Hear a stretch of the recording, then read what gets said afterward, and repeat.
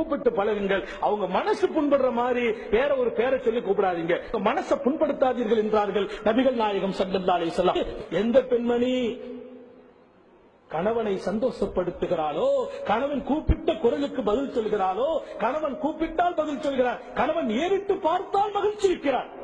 கணவனை பார்த்தவன ஒரு சந்தோஷம், கணவன் பேசினா உடனே கட்டுப்படுறது. அப்படி நடக்கக்கூடிய பெண்மணியை பற்றி ரசூல் சொன்னாங்க, அந்த பெண்ணுக்கு சொர்க்கத்தின் 8 வாசலும் திறந்திருக்கிறது. அல்லாஹ் அக்பர். என் அன்பு தாய்மார்களே, சொர்க்கத்தின் 8 வாசலும் திறந்திருக்கிறது.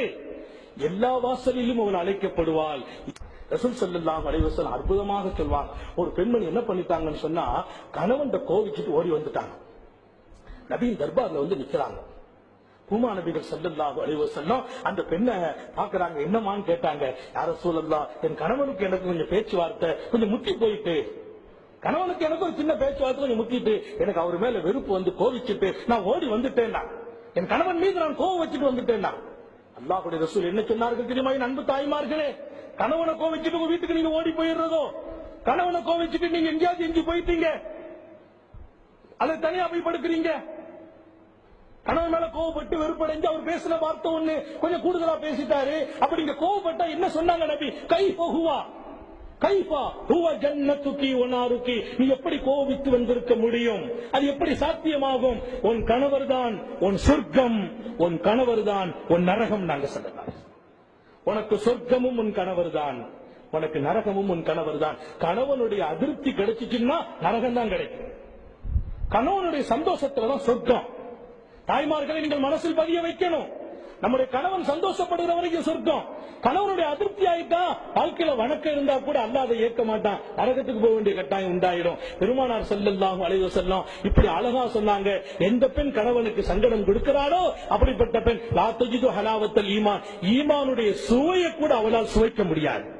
கணவனை சங்கடம் கொடுக்கிற மனைவி, கணவனை கோவிக்கிற மனைவி, ஈமானுடைய சுவை கூட அவளுக்கு கிடைக்காதுங்கிறாங்க ஸல்லல்லாஹு அலைஹி வஸல்லம். அப்புறம் தான் ஈமானை பார்க்கிறது. எந்த ஒரு பெண்மணி பாத்தத், அவள் ராத்திரி படுக்கிறார், ரசூல் சொல்றாங்க அவருடைய கணவன் அந்த பெண் மேல கோவப்பட்டிருக்கிறார், கணவனுக்கு அந்த பெண்ணு மேல கோபம் ஏற்பட்டிருக்குது, கணவனை அதிருப்தி படுத்தி அன்றைக்கு ராத்திரி அவ படுத்து இருக்கா. கணவனை சந்தோஷப்படுத்தணுமே, கணவனுக்கு அவளுக்கு ஒரு சின்ன பேச்சு முத்துச்சு வைங்க, உடனே சமாதானம் ஆயிடும். எல்லாருக்கும் சொல்றேன், மனைவிக்கு நமக்குள்ள விவகாரம் எப்படி இருக்குன்னா, கொஞ்ச நேரம் பேசணும், சில பேச்சு கூடிரும், சில பேச்சு கொஞ்சம் விவகாரம் ஆயிடும், உடனே சமாதானம் ஆயிடணும். தப்பு நம்ம இறங்கிடணும், ஒண்ணு அவங்க இறங்கிடணும் அல்லது நம்ம இறங்கிடணும். 2 பேர் முருங்கை மரத்தில் ஏறணும், விவகாரம் ஆக்கி இறங்கிடணும். ஏன் அடுத்த கண சமாதானம் ஆகணும். நாங்க ஸல்லல்லாஹு அலைஹி வஸல்லம் ஒரு பெண்மணி கணவனை சமாதானப்படுத்தாம கணவன் மேல கோவிச்சிட்டு, கணவன் அவ மேல கோவிச்சிட்டு அவர் ராத்திரி படுத்து கிடந்தால் லஅனத்துல் மலாயிகா ஹத்தா தஸ்பிஹா, அவளுடைய காலை சுபுகில் அவள் எழுந்திருக்கிற வரையிலும், அதிகாலை பொழுது விடியும் வரையிலும், அன்று இரவு பூராவும் ஒரு மலக் அந்த பெண்ணின் மீது சாபம் இடுகிறார். அப்ப என்ன செய்யணும்? உடனே சமாதானம். மனைவியோடு நம்ம விவகாரங்களை உடனே தனிச்சுக்கணும். அந்த பெண் இவருடைய கட்டளைக்கு வந்துடணும். மனைவியர்களுக்கு அநீதி செய்யக்கூடாது, சொல்லால் அநீதி செய்யக்கூடாது, செயலால் அநீதி செய்யக்கூடாது, அவங்க உள்ளம் புண்படுற மாதிரி நடக்கக்கூடாது. அது ஒரு கணவனின் தலையாய கடமை. அந்த குடும்பம் நல்ல குடும்பமாக இருக்கும் என்பதை ஷரியத்து சொல்லித் தருகிறது.